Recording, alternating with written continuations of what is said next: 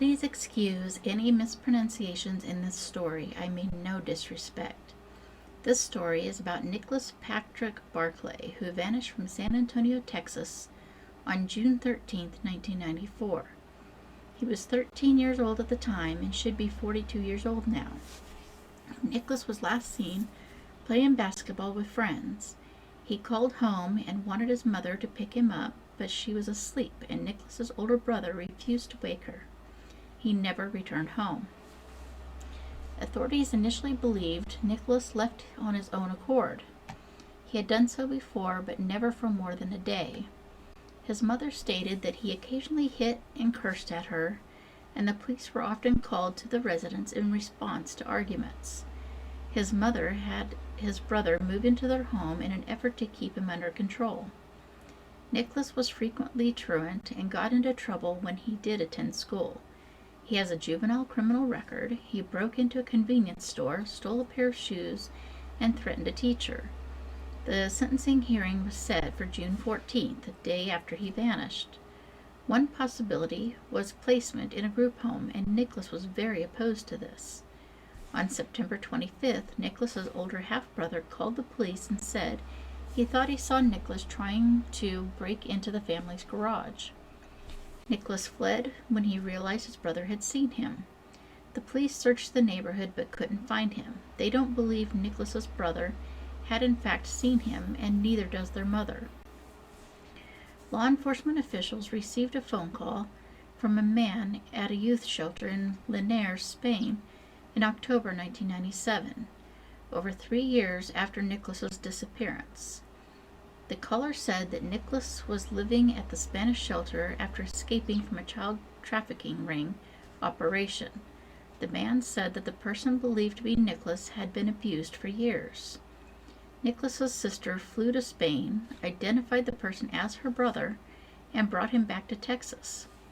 Nicholas's mother believed the man was her child, but many other people, including his uncle, were suspicious of his claims.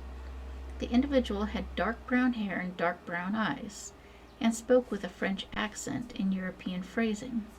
He claimed his abductors had chemically altered his hair and eye color, and that he picked up different speech patterns from living in Europe for so long. The individual refused to voluntarily provide blood samples or have his fingerprints taken to confirm his identity, and he refused to name his abductors.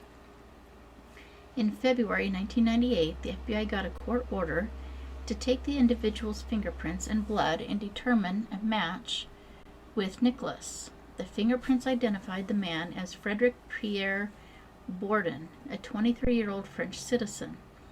Frederic has a criminal history in Europe and has used many aliases. He pled guilty to passport fraud and perjury in 1998, admitting that he had posed as Nicholas after getting the missing boy's information from a missing child center. After Frederic was exposed, he made several contradicting statements about Nicholas. He claimed he had known Nicholas in Spain and that the boy was alive. He claimed he had proof that Nicholas was deceased, and later denied having ever met Nicholas at all, and stated he knew nothing about the case. He was sentenced to 6 years in prison, more than 3 times what the sentencing guidelines suggested, because of the harm he caused the Barclay family. After Frederick's identity was discovered, police began investigating Nicholas's family for possible involvement in his disappearance. His mother was addicted to heroin in 1994, but she went into recovery and after he vanished. She passed one polygraph about Nicholas's case, but failed the second one. Nicholas's brother developed a drug problem after his disappearance, and he died of a cocaine overdose later in 1998. He had been considered a possible suspect in his brother's disappearance, and with his death, the investigation stalled. Nicholas has never been located, and his case remains unsolved. He may still be living in the San Antonio area, while many agencies continue to classify him as a runaway. Foul play is possible in his disappearance.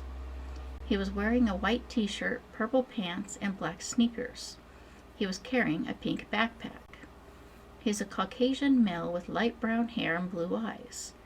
Nicholas has tattoos of the letters J on his left shoulder, T on his left hand between his thumb and forefinger, and the letter L and N on his outer left ankle. He has a gap between his front teeth. His nickname is Nicky.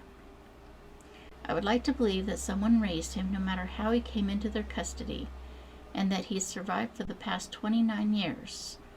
I do hope someday he will be found safe. If anybody has any possible leads in this case, please check out the contact information in the description. Thank you.